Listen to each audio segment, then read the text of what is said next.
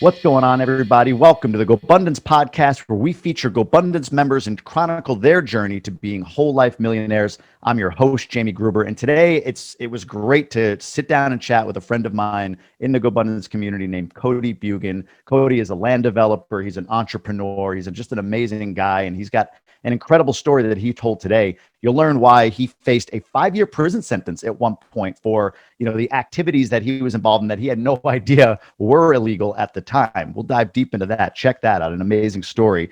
We're going to talk about how he's creating horizontal income now from his vertical, the idea he's kind of learned in the land space on how to go from actively working on stuff to make money to maybe making that money come in horizontally, which was a really, really great idea, I thought. And we'll also learn lessons from his father, maybe even some things not to do that he learned from him. All of that and so much more with this incredible person, incredible man, GoBundance member, Cody Bjugan. Check it out.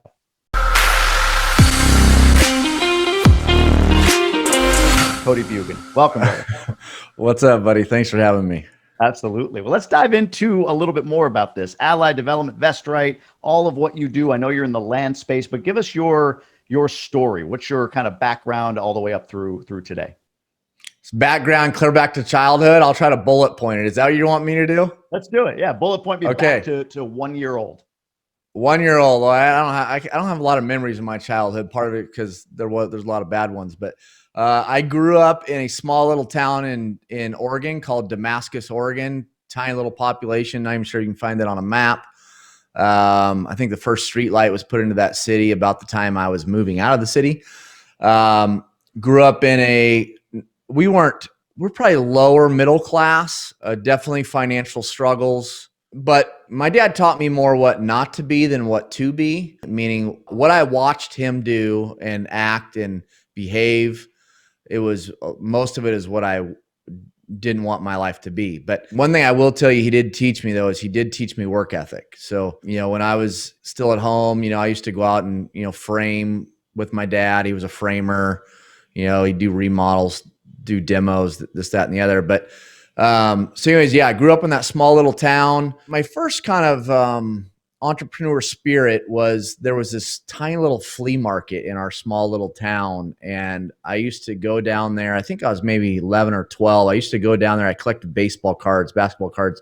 I used to go down there and set up a little booth and buy and sell and trade sports cards. So that's I think I first got a hint of it, but I was always driven by just, business, and I was interested about business. I believe I was either the guy or the runner up of and I'm not saying this in an arrogant way, but like most highest probability of being successful or something like that. Right. Okay. Here's why they all thought that of me. Okay. They all thought that of me because what I did in high school was I bought and sold cars. And so I was always buying and selling cars. I was always driving a different car, and it seemed like the next car I was driving was always nicer than the prior. And so everybody saw me that as like this wheeler dealer guy, right? But I'm going to tell you the bullet points from kind of high school through where we are today. Just bullet point. First bullet point, got my high school girlfriend pregnant. Instead of going off to college, I went into the flooring union so that I qualify for health insurance to be able to pay for my baby. I got married right out of high school at 19, right? Next bullet point, I stayed in the flooring industry, I had a vision of how I was going to go from installing kind of labor to sales to management to owning my own store. And I set those ground rules quickly. And a gentleman when I was 19 years old, 1920, January of 1998, a guy saw potential in me, and he started mentoring me the best way he knew how, gave me a ton of, he didn't hold me back. He didn't put the reins on me. He just let me do my thing. And so I stayed there for 5 years, took that business from doing, I don't know, I think, don't hold me to this, 70 grand a month or something like it was. And then by the time I left, I was running the company and we were doing $1 million a month. So I did that for the first 5 years. At that point, I started my land development home building business. Killed it, just killed it. But I failed at the same time because I neglected my family because I was a workaholic. Got my shorts cleaned in 2007, 08. Didn't go bankrupt like a lot of the guys around me, but I lost 90% of my net worth, and that was very hard. But here the thing is, I was a snot-nosed punk, okay? I didn't have mentors around me. I thought I was the smartest thing or the best thing since sliced bread, because I was 28 years old, worth 8 figures, living in a mansion type home, and just an idiot, right? But I learned a lot more losing it than I ever did making it, and I'm glad I did lose it. Like it's made me part of who I am today. Then I bought into an online health and fitness company when real estate was down, which I shouldn't have done. I should have went after all the distressed deals in real estate. Here again, didn't have mentors. So I did that. I was the CEO of that company. Real estate came back 2011, started home building, developing again. My door got knocked on in 2012. Kind of find out there was 2 IRS agents at my front door, and I was guilty of what's called structuring, and I faced 5 years in prison. And what would happen is when the market started crashing, I started selling all my toys and putting cash in my safe. And I had bills of sales for all of it. I had everybody pay me in cash. It was all after tax dollars. I kept a log of all the cash I put in my safe, all legit money. Go to put that cash back in the system when real estate's coming back. My buddies say, Cody, don't go put that much cash in the system. IRS is going to be all over you. So they're like, put it in small amounts, numerous banks, keep it under 10 grand so you don't have to fill out the form. I do that. Come to find out that's illegal. It's a felony. Didn't know it, but I still committed it. Went through a horrible part of my life right through there. What I call my loser stage, where I was getting drunk 3-4 nights a week, just trying to escape reality.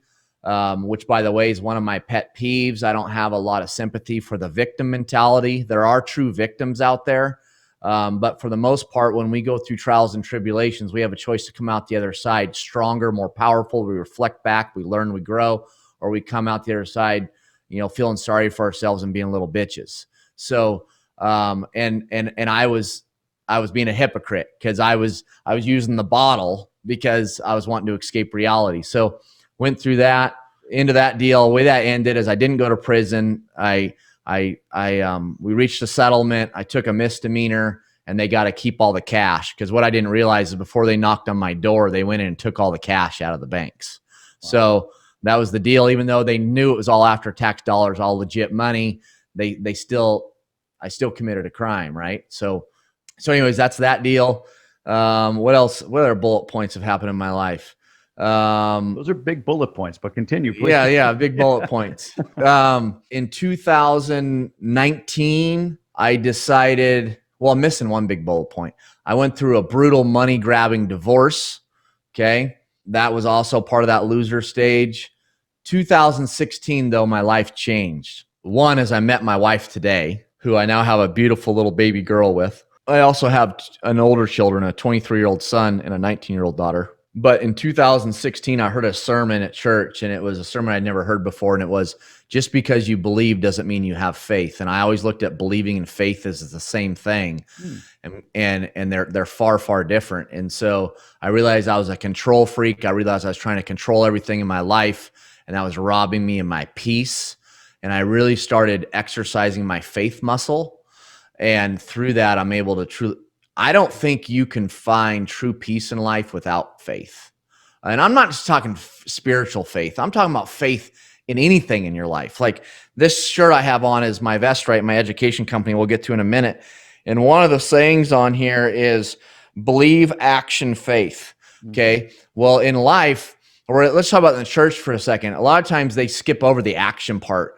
It's believe in faith. And so what people use faith as a crutch. And if it was meant to be, it'll be, right? Like whatever. At the end of the day, you need to believe in whatever it is you're wanting to accomplish. You need to get up every morning and hoe your field.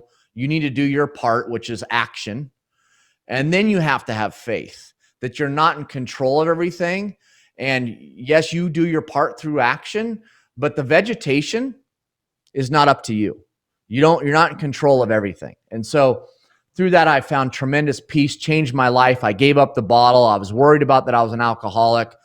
Through exercising that faith muscle, through realizing I'm not in control, I knew I was in control, but giving up trying to control everything, man, it was easy to give up the bottle. I wasn't an alcoholic that I was concerned about. Fell in love with my wife today.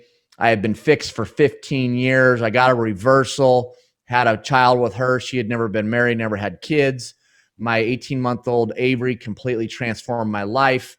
I had this visual of my life prior to that of 40 and free, meaning that my kids were gone, out of the house basically when I'd be 40, and I'd have all the money that I'd know what to do with, and I was just going to have a heyday. That painting was disgusting painting. Not disgusting. I take that back. It was a selfish painting that I had painted for myself, this visual painting. I think you've maybe heard this story, but it was selfish. There was no fulfillment. There was no purpose. There was no impact. There was no giving back, making a difference. None of that crap was in that painting. It was me living a rock star lifestyle that was all selfish driven. My baby girl, Avery, and my wife have totally transformed the way I'm living my life today, which I'm more about impact, fulfillment, make a difference, right? Purpose, all those wonderful big concepts. And so I'm repainting this new painting for my life, this visual painting, and it's creating, I'm going to create a great legacy, and that's my goal. So, which then led to my company, VestRight, my education company that I started in 2019. VestRight's a big part of my purpose. It's me taking what I've done for the last 20 years and putting it out to the marketplace. I'm not just educating or teaching. The big thing is I'm educating and teaching on what I actually do. And it's a blue ocean opportunity, meaning that not a lot of guys do what I do. Like take GoBundance. I don't know another guy in GoBundance that does what I do. Me neither. I was going to say, I think you're the only one. Yeah. Yeah. And so then it's been a blue ocean opportunity for VestRight as well, because we're teaching, there's no one else teaching what we're teaching. Okay. And so as I do masterminds, in small groups with the students, or as they go through our course and I hear their testimonials, it's huge, man. I'm making a difference. And VestRight truly is turning more and more into a passion project for me. Yeah. And it's a big part of my purpose. And so where we're at today, we're in the process of trying to scale VestRight. I hired a CEO in my development company 6 months ago. We were only in Oregon, Washington, Idaho. Now we're in the process of scaling across the country into numerous states and cities based upon where people are migrating. There's more migration happening right now in our country than I've ever seen. And that's all possible because of my CEO. My biggest takeaway in 2020 is that I needed to get out of the way. My company, I was holding my company back. I'm not an executive. I'm supposed to be in that visionary box, right? I'm a visionary. I'm a creative. And so for the last 20 years, my companies have been held back because of me. Through bringing in a CEO just 6 months ago, the company's bigger today than it's ever been. And I'm able to stay in my flow, in my purpose, in my giftings. And we're also opening our first fund ever next week. And so we've always done friends and family money and my own capital. And we're finally growing up a little bit and becoming a legit company. And so we have the fund going, which is exciting. And doing a deal right now in Texas. First deal ever I've done in Texas. We're looking at deals in Alabama, Florida, Arizona. It's been really neat to separate my identity from the company's identity. Basically, up until this CEO, my business was basically looked like a doctor or a dentist, a practitioner, where it was me. The company was me, and I had a bunch of admins around me, right, supporting me. And I've now come to realize, my identity's here and the company's identity's here. And I've separated the two, and we're seeing amazing things happen because of it. Boy, that lands with me. Your point about I'm the company and I've got all the support around me. That's a learning I'm going through right now. So I appreciate you saying that. That just makes it real, I guess you could say. On VestRight, real quick, I just wanted to point this out because I've seen some of the content that you put out. I don't know where you would direct folks, if it's LinkedIn, Facebook, whatever platform. You can do that here in a moment. But I know at least on LinkedIn, maybe it was other places, I saw this great video of you just at a site, owned a piece of land for, 5.5 years. I think it was part of your land bank. Just a big, what I would look at, I drive by it all the time, a big overgrown patch of land that I would never think what's the point of buying that? But you talked about, I think that the value of it is 90% more than what it was when you bought it. Yeah. And there's an adjacent piece of land that you can, I mean, it was actually real 2-minute video, tons of value. Is that where people should look for VestRight? Look for you a little bit. LinkedIn, like what? Give us some stuff. Yeah, yeah. I mean, I'm going to send you to a link where you're going to get a free report. Okay.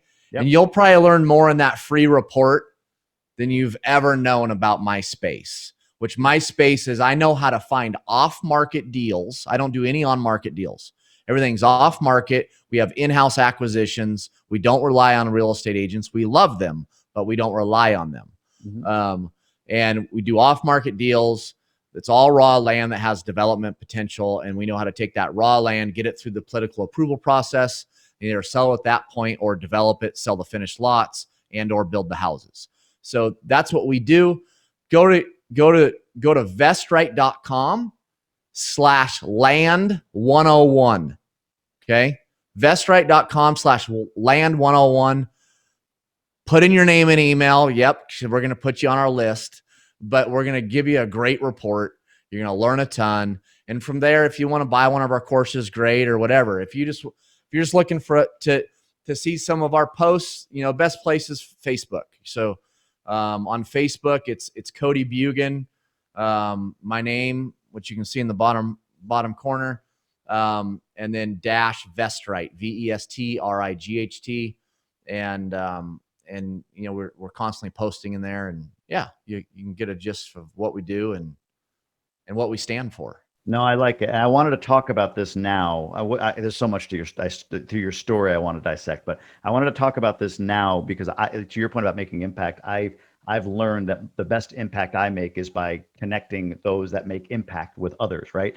For those that Cody and I've met a couple of times at events, and I mean, man, when I was starting Emerge, you gave me a playbook for me to follow in how to build Emerge effectively, and I used a lot of that. So again, you're just sort of a giver in that regard. You spoke to the Emerge and Ascend groups recently, kind of, I guess, full circle, and the amount of value you gave there, and then again, the post just simply following some of your social media stuff or some of the stuff that you just gave us. There's so much value in there. So for those out there that are looking at land or where do I go here? I know I want to build income and build wealth, but where do I go? And land is even interesting to you.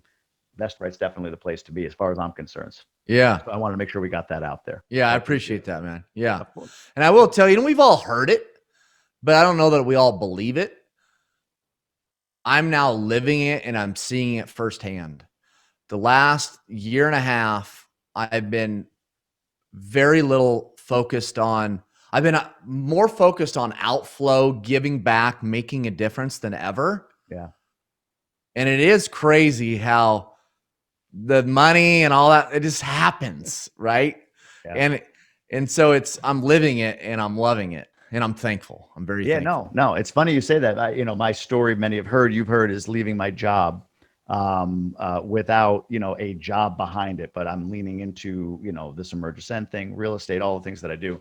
But to your point, I've read books on it. I've thought about it. I've taken action around just like, I don't really just give whatever you can. And to your point, it's like, 15,000 there, and just things pop up, and it's not like magic. It's really not like when you can trace it, you can actually track it, but it's not the intent behind it. I'm not saying like, all right, let me just give everything I can because I know that you're gonna. That Lord's not gonna bless that. You don't give to get. Correct. You give to give. There's actually a great book, and I mentioned this, I think, on another podcast, Give and Take by Adam Grant. Andrew Babson is a GoBro, recommended that to me, and it really brings all of that. He quantifies a giver, a taker, and then a matcher, the person who gives to get kind of thing. Really, really interesting read. I'll leave it there. But and remember, giving is not just financial. Giving is also of your time, right? 100%. So in a lot of ways, I look at VestRight as me giving. It's me giving of my time. Yes, we get paid on courses and masterminds and all that, but we make way, way more money over in our business, right? In doing what we teach. So, but it's I don't get the same fulfillment in my development business as I do in VestRight. So makes sense. Makes perfect sense. Let's dissect some of this stuff. And I'm not exactly where to start, but I'm going to go back to kind of the beginning. You said for your dad, you learned what not to do. What are some things not to do that you learned, if you don't mind diving into that a little bit? Oh, yeah. Or not to be, I should say. Not to be. Just transparently sharing with you, I grew up in a verbal, physical, emotional, abusive environment. I was extremely fearful of my father. I remember when I was a kid, I begged my mom to divorce my dad, right? Wow. She didn't. She never did. But my dad, extremely negative, sees the glass half empty versus half full, has a victim mentality. Probably the reason why that's one of my pet peeves. He talk versus walk. I have other people in my life that are that way. Drives me nuts. Like, just quit talking unless you're going to go do it. Okay.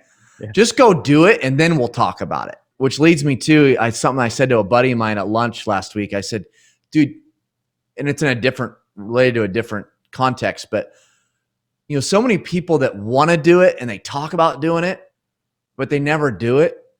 It's because they never give themselves permission to do it. They never empower themselves to do it. We all grow up in a certain way, a certain environment, influences, whatever, and then it's made us into who we are, and it's created the mindset that we have. But have you ever thought about truly giving yourself permission or empowering yourself to pivot, to break the mold? Is that a lot of us, because of the environments we grew up in or the mentalities we are taught, we're not on a path, we're in a rut. And so give yourself permission or empower yourself to get out of that rut onto a path. I love throwing around these little thoughts I have in my head. But, so what I decided when I was in my teens, I didn't have it all formatted the way I communicated it just now, but I knew that I wanted to pivot, that I wanted to do something different, that I wanted to change the legacy. And I mean, I could go on and on and on, but I'll give you an example. Early 80s, late 70s, early 80s, my dad got whooped. He was a tiny little home builder, never could scale or do anything of volume because he didn't trust anybody. So he wouldn't delegate. So he had to drive every nail himself, right? As an illustration. Yep. And when he got whooped, he could never pull the trigger again. He could never, that point on, just had whatever jobs. And he could never pull the trigger again. So I'll give you an example. In 2007, when I got whooped, the first thing I did was try to go find an opportunity, how quickly I could pull the trigger again. Yeah. Because I didn't want to live in any type of victim mentality. So, I mean, I'm all over the place here, but I mean, I give you some things there of definitely some things I learned from my father. I think that's the key is, to your point, it's actually, and I guess there's a blessing in this because not everybody would. Some people become their environment, right? You looked at your environment and said more like, that's not what I want. I don't want to be a victim. I don't want to, put my tail between my legs at the first sign of defeat. I want to thrive. I want to move forward. I want to grow.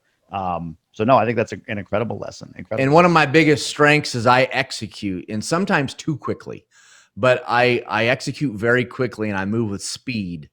A lot of the GoBros actually compliment me for it, like my GoPod, how quickly I execute. And sometimes it's a negative because I execute too quickly, but I think it's another thing I learned what not to be, right? I watched my dad where he would talk but never walk, right? He would never execute. And so now I execute with the best of them. And so you take those times, those things it's okay to see what you saw and take it as a learning moment to do just the opposite. Now, because I grew up in a shitty environment in a lot of ways, I still have some of that in me, right? I've been through counseling, lots of it, but there's still like my instant reaction a lot of times is ingrained into us based upon how we were raised.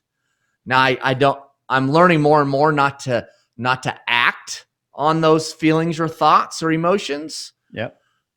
But they're still in there, right? So yeah, there you go. How do you govern that? So, cause I'm similar, and maybe this is you counseling me right now, but I'm similar in that, kind of, we call in the emergence center, we call it ready, fire, aim, right? It just seems to be the way it is, like, okay, go and then figure it out after the fact.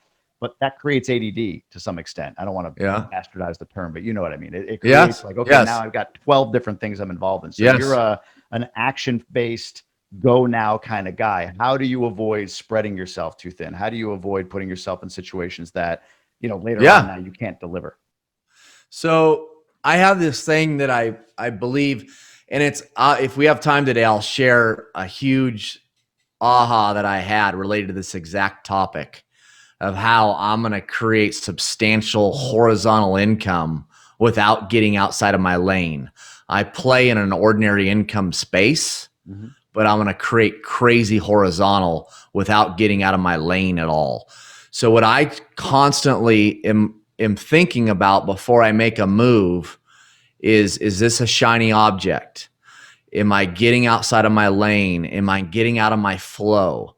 And if I am, more than likely I won't go do it. So I try to stay within my flow, within my lane, and execute quickly in that environment. I did a post about this 6 months ago or something. One thing I've been guilty of in my past, and I'm trying to break myself of it, is comparing myself to others, right? And, oh, that guy's doing this, I should go do that. Or, hey, oh man, why aren't I where he's at? Or, just horrible. I mean, it's just, talk about abusing yourself. And so I've really tried to break myself of that because, I think I can go do anything that I put my mind to, right? Or but it's like, just because that's his model doesn't mean I need to do his model plus my model plus your model plus 5. Like, just stay in your model. Just whatever your model is, just commit to that model. And to me, that is one of my big learning lessons, is just to stop all that. Reality is what I do. It's a niche thing. Very few people know how to do it, and just to optimize the hell out of it. I like that. Yeah, it's funny. I got advice from a GoBundance guy recently, and it was really pointed. It was like, dude, don't compare your chapter 4 to somebody else's chapter 14. And he made this point, like, who specifically I might be comparing to. It's like, okay, well, did you have this relationship that you were born into? Did you have, this particular leg up? Did your parent, were they in this industry that you were able to, you have your story, right? You have your circumstance. Just do you, right? Be you. Easier said than done, to your point. Yes. But you're right. The root of, I think, that shotgun approach is probably a lot of, you see all this other stuff. Business acquisition, land, this, whatever. Yeah. You just want to go into all these different areas because all these other smart people are doing it. I can do that too. And you end up building a bunch of half-built bridges. So now that makes perfect sense. I want to go back to, and then I do want to hear the story on horizontal income. I want to hear more to it, but believe, action, and faith. Yep. I don't know exactly how I want to ask this, and hopefully you grasp what I'm trying to get at. But can you take me through? You started to describe belief, faith, the difference between those two things, but you have that in order, correct? Believe, action, faith. Yeah. How do you create belief in whatever it is? Like, can you give me something tangible or tactile around? Like, what does that mean? Is it a vision that you create? Like, how do you create belief and then take us through to action and then through to how that manifests in faith, or how you create faith? I don't know. Yeah. So where this philosophy started was in my spiritual life. Okay, let's just start there. So I believe in Jesus, right? I'm a Christian. So the belief part of that's very simple. That's just, I believe in the Bible, right? I believe the Lord died on the cross for me. I was trained in that, and I believe it. Like, I believe it. We'll go talk about what that maybe relates to and maybe business, okay, in a second. And then faith is faith that, the Lord's in control, right? You're not in control. Faith that, faith in Him, right? But where I was always frustrated in the spiritual side of things is that religious people often use faith as a crutch, as that if it's meant to be, it'll be. And that's why I threw the word action in the middle, because you still have to do your part. You still have to hoe your field, right? But then the faith comes in is that you hoe your field, you do your part, but the vegetation's up to the Lord. That's how it all started, right? But then as I started working through this philosophy, I realized it's the case in anything in life, right? My business, okay, when I was in the flooring industry, the company I was running, we were servicing all these large developers and home builders, right? We were doing all their interior design and their floors and counters and all that. And I saw what these guys were doing and their lifestyle and the businesses they were building. And I decided to jump and go for it in 2002 when I was 23, 24 years old. Where the belief comes in is I first had to believe in myself that I could do it, right? Like I had to give myself permission. I had to empower myself, right? In this vision I had. Here's what separates the guy that maybe kills it to the guy that doesn't. The guy that's successful, the guy that doesn't, is the confidence, right? Is the self-doubt's a killer, right? Insecurity's a killer. And I will tell you, I struggle with it here and there. I struggle with insecurity. Not often, but here and there I do. And it's a killer. Like and to me, I'm trying to force myself today. I'm learning this directly to me. Me believing to go big. Like I had a limiter on me of how cool of a company I could build, right? Size-wise, impact-wise, whatever. And so it's me getting into my mindset and figuring out how to give myself permission or empower myself to go accomplish what it is that I struggle believing I can accomplish. And so just the word permission has been a big one for me in the last year. Like, why couldn't I do it? Right? I mean, the only reason I couldn't do it is because of myself. And it's because I'm not giving myself permission or empowering myself to go do it. Makes perfect sense. Sorry, I was writing that word down. Permission. Yeah. I think that's powerful. No, and I think we talk about empowering our people around us, our teams, our staff, or whatever. But how often do you think about empowering yourself? You know, I can tell you I haven't really thought a lot about that until I came across this idea in the recent past, you know, that I need to empower myself more.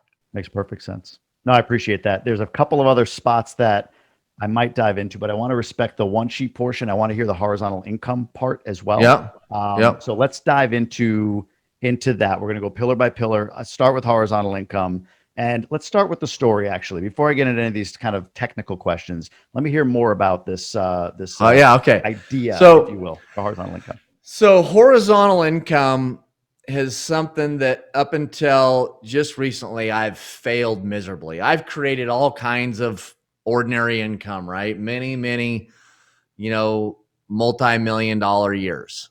But I had never got my arms around the horizontal, passive, residual, whatever you want to call it. I've just never really got my arms around it. And it's because I was going to have to go outside of my business model to do it. And I hadn't really gotten my arms around the idea of being a passive investor in someone else's deal until GoBundance.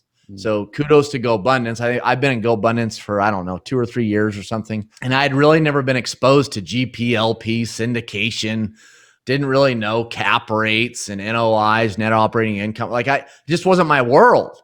And so I had never really created that type of income. I was always just making big money and putting that money into what I do. And, because remember, we were doing it with our own capital or some friends and family. And then I had this aha moment. Ooh, I'm so excited about this aha moment. I had this aha moment, I don't know what it was, maybe 6 months ago, where I was like, okay, here's what I know.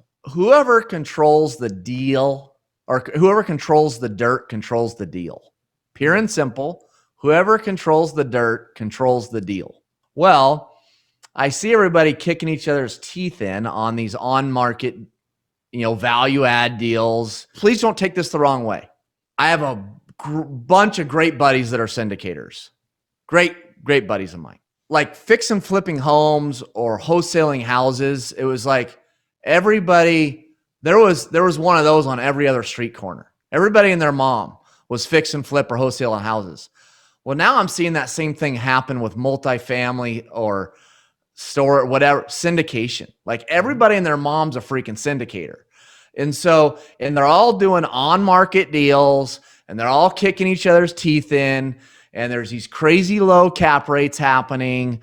And you got to pull off a certain level of value add and rent appreciation for these deals to really be magical. Okay. So, well, what about this? So one of my good buddies is Ken McElroy. I don't know if you know who that is, but yeah, he's a big baller syndicator. Oh yeah. And I think he owns 10,000 units now or something. And he's breaking ground on 7 new projects, new construction. I think it's 7, or I could be wrong. I could quote that wrong, but so he's doing these deals where he's taking this raw land and they're turning it into a brand new, multifamily or whatever, and they're keeping them, right? Mm-hmm. Well, very few guys know how to find off-market deals, and even fewer know how to get through the political approval process, the land use process, entitlements, design review, whatever you want to call it. There's all these different political approval processes you have to go through. Well, maybe what I'll start doing is going and finding off-market deals and running the political approval process for multifamily, storage. Those are the 2 main that I'm thinking about now. Recently, as of recent couple months, I have now guys hitting me up to do single family rental communities. And so, okay, so I'm going to go find these deals. I'm going to take them through the approval process. And then what I'm going to do, instead of exiting, I'm going to roll in to being a part of the GP side of that transaction. And now I got horizontal income happening and I don't have to get outside my lane at all. I just continue to do what I do and what I'm really good at. And so that's my plan for horizontal income. And I have my first initial goal is to have 100 deals like that across the country. How long? And what was that? How long will that take you, do you think? 100 I don't know. Probably years? 10 years, but 10 years? Okay. 10 years, but I'm going to push for 5. And I'm doing my first one with a GoBro. And so that's cool. And, I found the deal off market. They don't run in the political approval process. So I'm doing all that. And then they'll operate it and I'm in the GP.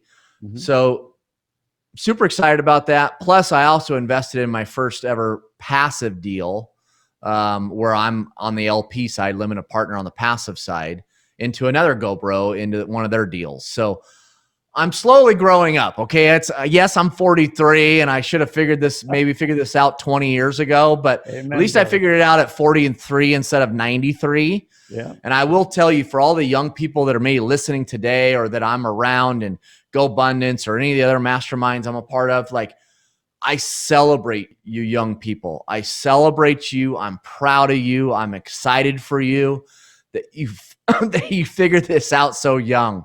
Like just awesome. Always blows my mind when I see a 26-year-old who's thinking like this, truly thinking like this, not just regurgitating stuff that they heard, but they're actually, like you said, executing. It's like, I'm 42. And to your point, I'm just starting to figure out the way the world works in this regard. Crazy. All right. Well, let's dive through. We got about 10 minutes that we can go through. We'll kind of rapid fire these one sheet questions. Staying in horizontal income real quick. How many lines of horizontal income do you have right now, would you say? Oh, see, I'm not very involved in the day-to-day of my businesses. So I would say I have 5. Okay. And what percentage does that make you? Oh, not very. I live a pretty lavish lifestyle. I'm a 54%. We have T-shirts now. Living big like Bjugan. So that's 50, there you go. Yeah, I just made that up now. I love it. There you go. We're gonna make those T-shirts. All right. And how does your net worth break down generally? Is it mostly real estate? Kind of give us an idea, or land? I mean, let's think about this. So I don't have it broken down, but I would say 90% of my net worth is real estate, right? And then I have, just my personal assets, just stuff, right? Cash, gold, silver, that kind of stuff. Yeah, I got too, some or no? gold and silver. I got some Bitcoin. I got some Ethereum. Yeah. So I got some crypto. But I'm a real estate guy. Oh, and I guess I have some money over in stock, mutual funds, and Sure. I have an investment account that a guy runs for me. I don't even, be honest with you, I don't even know what I own in it. He just does it all. And to your point, you're in your lane. Your lane is Yeah. land, and so that's Yeah. where the majority, if not most of, majority and most of your net worth is. So makes sense. On to the health pillar. What's your weight and body fat percentage looking like? So I do not know my body fat percentage, probably on purpose. Yeah. But I'm 6'2", 212. Okay. Are you that tall? I guess you are. Yeah. It's the hat. It makes you look shorter. Just saying. the baldness. Yeah. It's a better look. How about exercise? What do you do for exercise right now? So I have 8 daily habits I try to hit, or that I'm trying to hold myself accountable to in my journal, my daily journal. But I only right now consistently hit 4 of them. And the 4 that I hit is that I work out each day. And I used to go to the gym and pump big, heavy weight and all that. And gosh, I don't even know what I could bench today. But these days, ever since COVID, my wife we have a mirror that's called the mirror that's at our house. And there's classes and there's exercise. There's all these different types of classes in there. So I do the mirror at home, and then we just got a Peloton. I also golf. I try to swing the golf club 6 days a week. A lot of that's practice, and then I play each week. And then I also, one of my other daily habits is that I try to go on a walk with my family every day. Nice. All healthy things in many ways, and yes, except for golf. I don't get the game. Yeah. I don't understand any of you guys that do, but it is what it is. How about diet? What does diet look like? So I owned an online health and fitness company I sold it in 2020, I think. Yeah, 20. So I owned that thing for, I think, 11 years. I know diet in and out. Like, I know exactly. I can drop 30 pounds like that if I wanted to. Yep. So yeah, that's a great thing, but it's also not a great thing because I know exactly how to do it. I oftentimes neglect it. So, yeah, sure. I mean, you're not going to catch me running through drive-throughs all the time, or you're not going to catch me, eating dessert every night, I know exactly how to eat. Sure. I understand protein and fibrous carbs and starchy carbs and simple carbs and fat and I understand the whole thing. So if I was to rate how I eat from a healthy standpoint, I probably eat 60, probably maybe 70% healthy. Nice. Good for you. That's probably better than me at this point right now. I feel like the summertime, I always sugar, ice cream, all of that. It's just in the summer. Yeah. But I'll get back there. All right. We talked a little bit about family. Do you know what your life happiness index looks like right now? Yeah, it's 7.41. Okay. Anything that's like particularly low there that you're working on? Let's see. Let me go look at it real quick. Take a look. Yeah. But there's more than even that. There's probably one thing I want to point out as far as how I look at the life happiness index. And this really helped me tremendously because I used to be scoring like in the 5s until I figured this out. And that is, in each of these categories of your life happiness index, you've got to rate it based upon the cards dealt to you. Mm-hmm. So what I mean by that is, like with my relationship with my father, for example, I'm trying to optimize that relationship based upon the boundaries I've created within that relationship. That makes a lot. So when I go and give myself a rating in that category, I can't rate it based upon the relationship I see others have with their father. Mm-hmm. I need to rate it based upon how do I optimize and make the most out of the relationship I have with my father based upon the boundaries I have put up to protect my environment. That makes sense. Well, to your point about comparison, right? If you're comparing to the ideal father-son that you see in a movie, well then, you're a 2. But if it's within the confines of, hey, this is how I want to do, and have I crept over that line? Have I allowed my boundaries to be breached? Well, then maybe it's lower. But if you're kind of shored up with what your relationship is, then it's higher. That makes a lot of sense. Makes a lot of sense. How about giving back? Do you give us target a certain percentage or certain dollar amount per year that you try to give back, or time? So giving is one of my purposes. It's one of my reasons for being here. I will tell you, for me to write checks has always been easy. Sure. It's always been easy for me to write financial checks. So my target is always to give financially at least 10% of my gross income. Okay. That's not after tax. That's not after all my write-offs. It's 10% of my gross income. Okay. On my tax return. Top line on my return, not bottom line on my return. So I'm not saying top like revenue sales. I'm saying bottom line of my companies, my income, but not before tax, not after tax, not after all my write-offs. Okay. So that gives you an idea how I give financially.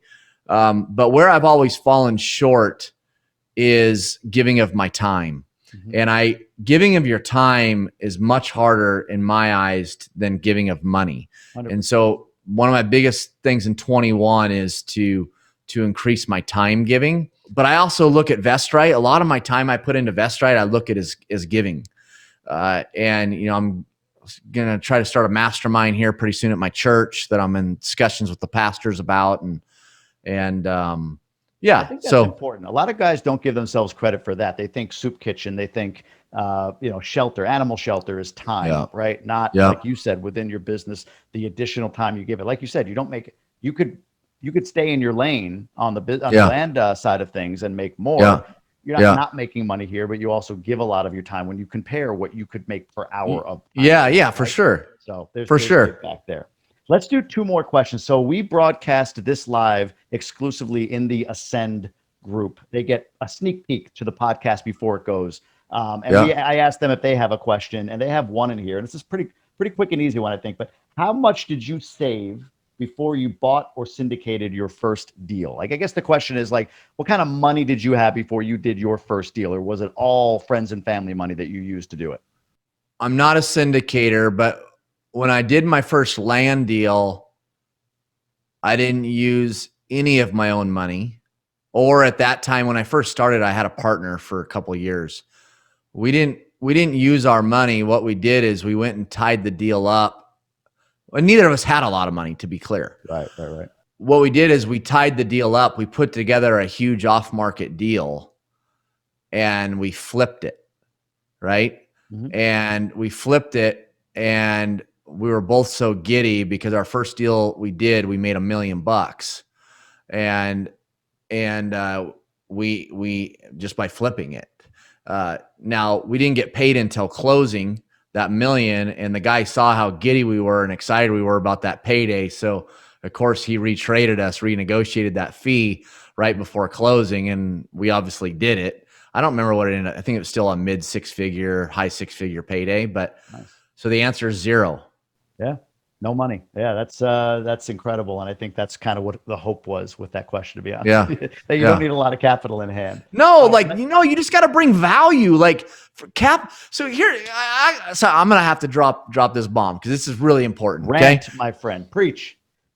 I am done. Like, the reason my businesses are now scaling, my company's scaling across the country, is because I've opened my eyes to, we all have our toolbox, okay, of things we carry in our toolbox, the tools we carry. I came to realize just recently this year that the capital tool shouldn't be in my toolbox. That's not a tool that I carry. Okay, there's guys out there that specialize. There's guys that's their tool. They invest in other people's deals, right? So don't try to carry a tool that you shouldn't be carrying. Right? My tool is I know how to find off-market deals, and I know how to get them through the political process, and I know how to develop when need be. Like, that's my tool. That's what I'm an expert at. And so that's my toolbox. Yeah. So, sorry, I'm passionate here because I'm done pretending that I carry the capital tool in my toolbox. It's not. And as soon as I figured that out, that's now why my business is able to scale. I like that clarity, right? Clarity on purpose and what you're great at, your gifts specifically. Gifts in that, I guess, to some extent, but the value you bring. I like that. Use other people's tools, brother. You just find the deal. You put together a smoking deal and use other people's tools, right? They carry the capital tool. You don't, and that's okay. You don't have to. Right. That's true, especially not in this environment, man. There's money everywhere. So, all right, let's grab a question from the GoBundance card deck. The Queen of Diamonds asks, describe one of your biggest wins in life. Oh, man. One of my biggest wins in life. That I have purposely allowed myself to get my arms around being successful in all areas of my life. I am a phenomenal father to my baby girl, Avery. I was not a phenomenal father to my two oldest when they were young. I was a workaholic and all I did was work. And guys can come up with all the bullshit excuses they want of why all they do is work. And at the end of the day, you can go make all the money in the world. All these gurus, influencers I hear talk about grinding and all this. Like, dude, I don't care how much money you make or how many followers you have. Right? If your kids don't think you're the best father ever and your wife doesn't think you're the best husband ever, and if you aren't in good health and if you don't have hobbies and if you don't have amazing life experiences, guess what? You didn't succeed, right? My friend at lunch this week asked me how I was able to figure it out. And I said it didn't happen overnight. I had to intentionally be disciplined about breaking myself of bad habits or bad behaviors. And, I was in EO recently and I just got out of EO. I resigned, but they were doing a kind of a going away conversation with me. And one of the guys said one of the biggest things he got is how much I hammered home, be intentional with everything you do in your life. Right. So don't let life happen to you. Don't just work all the time because you can, right? Be intentional about your hours, your days, right? Your weeks, your months, your years. And for me to get my arms around the idea of being a truly successful man, right? And trying to, hit all points, all pillars. I mean, that's huge, man. I have another shirt that says, "What's your legacy?" Right? Well, I mean, that's what I want my legacy to be. Yeah. Makes perfect sense, man. I like that. That's very powerful. Great way to end this. And one more time, give us the best place to find you, to find VestRight, wherever you direct people. Go to VestRight.com, VestRight.com. You can go there and check out some of our different courses. If you want to see just hang out with us a little bit, get to know us a little better, go on Facebook. It's where we're constantly posting, and it's Cody Bjugan and then --VestRight. And look forward to you spending time with us, and hopefully we can bring value to your life. I love it, man. I hate watching the clock on something like this because I could listen for way, way longer. Always can. Hopefully I see you in Steamboat or are you heading there? Yes, sir. I'll be there. We'll find a couch in a lobby. All right. Perfect. For hours on end. I'm going to monopolize all your time. So no, we'll chat soon, brother. I appreciate you doing this. Thanks again for adding a ton of value. And we'll see you soon. Thanks for having me, man. It's part of my purpose. Thanks for watching. I hope you enjoyed this episode. Let us know down in the comments and make sure you hit that subscribe button, hit that notification bell so you can be informed on the next episode and other content right here on this channel. Thank you.